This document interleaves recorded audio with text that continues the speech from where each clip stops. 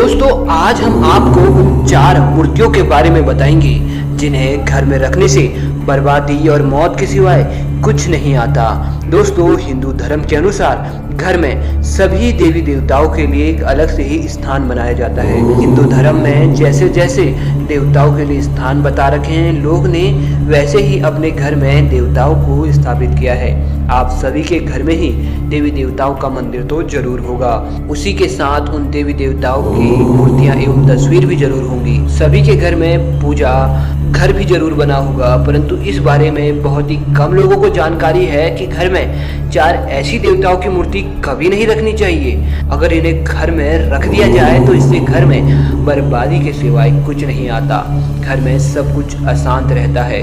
दोस्तों हर घर में मंदिर कई तरह के होते हैं। कुछ घरों में मंदिर छोटे होते हैं तो कई बार देखा गया है कि हम लोगों को पूरी जानकारी नहीं हो पाने के कारण हम मंदिर ऐसा बना देते हैं जिसकी वजह से सिर्फ अशुभ ही होता है।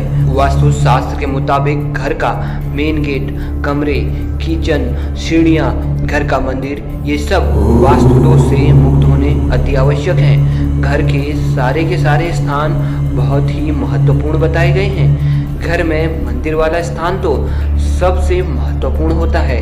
वहीं हम आज आपको बताएंगे कि मंदिर से जुड़ी हुई कौन सी वह ऐसी मूर्तियां हैं जो हमें घर पर स्थापित नहीं करनी चाहिए, क्योंकि मंदिर से जुड़े कुछ नियम होते हैं जिनका हमें पालन जरूर करना चाहिए।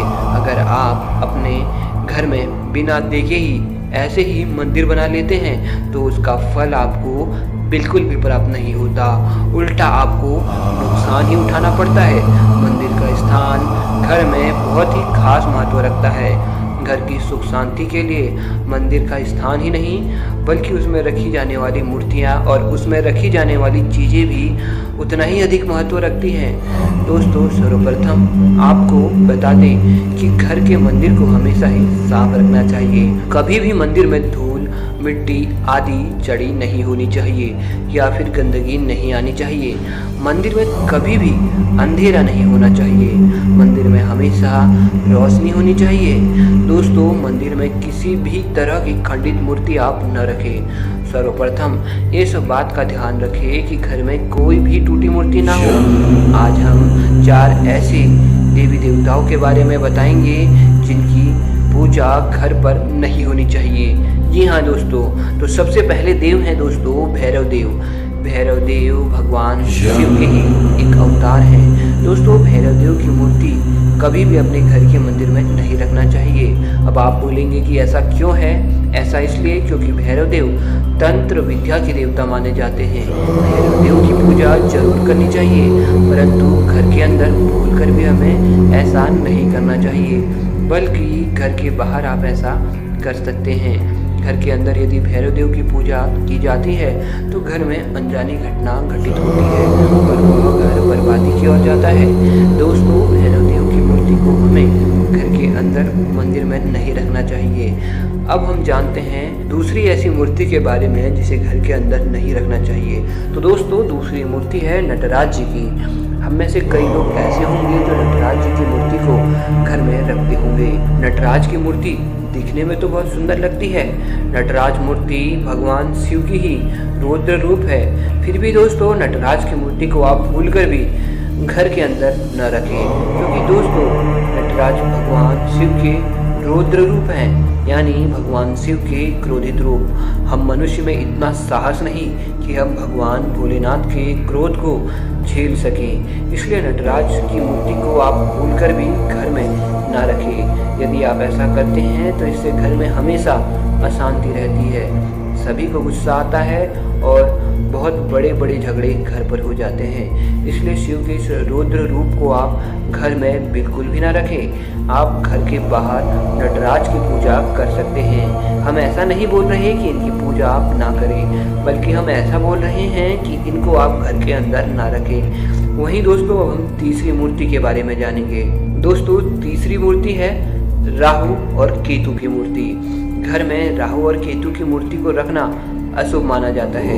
ज्योतिष के अनुसार शनि, राहु और केतु को अति क्रियाशील ग्रह माना गया है। हालांकि शनि न्याय के देवता माने जाते हैं, लेकिन राहु और केतु पापी ग्रह हैं। यदि आप इन तीनों की पूजा घर में करने की सोच रहे हैं तो आप अपने घर में अशांति को निमंत्रण दे रहे हैं। इनकी पूजा से कष्ट तो दूर होता है, परंतु वास्तु के अनुसार घर में इनकी पूजा करने की मनाही है। हाँ, घर के बाहर आप इनकी पूजा कर सकते हैं, पर घर के अंदर इनकी पूजा करने से तम गुण आता है। तम गुण यानी कि राक्षसी गुण। घर में इससे अनहोनी घटना होने लगती है।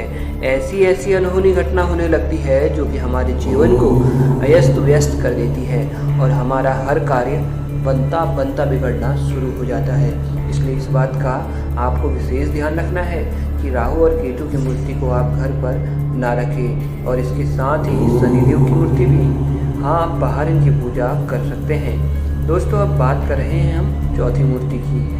हम घर में कई ऐसी देवी देवताओं की मूर्ति ले आते हैं जो सिंह पर सवारी करती है, यानी जो देवता शेर की सवारी करते हैं। ये लाना अच्छी बात है, लेकिन उस शेर का मुख यदि खुला हुआ हो तो ये आपके लिए खतरनाक सिद्ध हो सकता है।